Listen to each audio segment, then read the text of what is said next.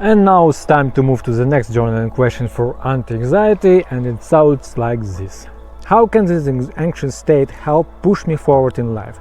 How can it facilitate the necessary changes you need to make to solve problems or get to the next level?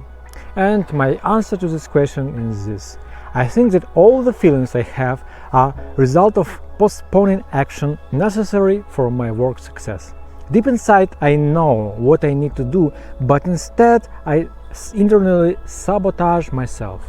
This journaling question can be really healing because you can face that you need to do some work, and if you're not doing it, it makes you anxious. And now let's move to the next journaling question, and it sounds like this. Imagine you could say a magic phrase and your anxiety will vanish. What you do differently? What will you start or stop doing? Write those magic words. And my answer to this question is simple. I would stop blaming myself for my mistakes, shortcomings. I will stop blaming myself for being not perfect.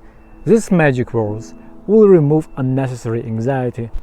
And here is a bonus for you. If you want to be in touch with a tribe that uses journaling for growth, then I'm inviting you to join a free Facebook group.